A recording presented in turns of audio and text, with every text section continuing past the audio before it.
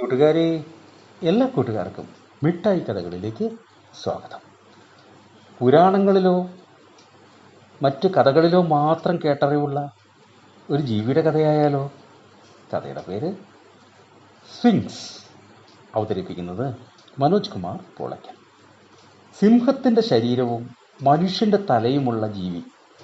Greek Egyptian പുരാണങ്ങളിൽ പ്രത്യക്ഷപ്പെടുന്ന sphinx ആണ് ഈ വിചിത്ര രൂപമുള്ള ഇല്ലാജീവി.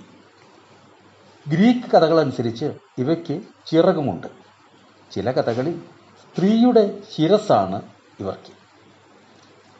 ഗ്രീക്ക് പുരാണമനുസരിച്ച് അല്പം ഡാർക്ക് ആണ് സ്ഫിങ്സ്. മുന്നിൽ പെടുന്നവരോടെല്ലാം എന്തെങ്കിലും കൊനഷ്ട് ചോദ്യം ചോദിക്കും. ഉത്തരം തെറ്റിയാൽ അവരെ പിടിച്ചങ്ങ് തിന്നും.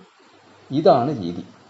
എന്നാൽ ഈജിപ്ഷ്യൻ കഥകളിൽ ശക്തിയുടെയും വീര്യത്തിൻ്റെയും ഒക്കെ പ്രതീകമായ നല്ല ജീവിയാണിത്. ഗ്രീക്ക് ഈജിപ്ഷ്യൻ വിശ്വാസങ്ങളിലെല്ലാം കാവൽക്കാരായാണ് സ്ഫിങ്സുകളെ കരുതിയിരുന്നത്. അതുകൊണ്ടാണ് ക്ഷേത്രങ്ങളുടെയും വലിയ ശവകുടീരങ്ങളുടെയും ഒക്കെ മുന്നിൽ ഇവയുടെ പ്രതിമകൾ സ്ഥാപിച്ചത്. ഗിസയിലെ ഗ്രേറ്റ് പിരമിഡിൻ്റെ അടുത്താണ് ലോകത്തിലെ ഏറ്റവും വലുതും പോപ്പുലറുമായ സ്ഫിങ്സ് പ്രതിമയുള്ളത്. BC 2600-2500 കാലത്താണ് ഇത് നിർമ്മിച്ചതെന്ന് കരുതുന്നു. കൂട്ടുകാർക്ക് സ്ഫിങ്സിൻ്റെ കഥ ഇഷ്ടമായോ? എങ്കിൽ പുതിയൊരു കഥയുമായി നമുക്ക് നാളെ കാണാം. എല്ലാവർക്കും നല്ലൊരു ദിനം ആശംസിക്കുന്നു. Story uncle.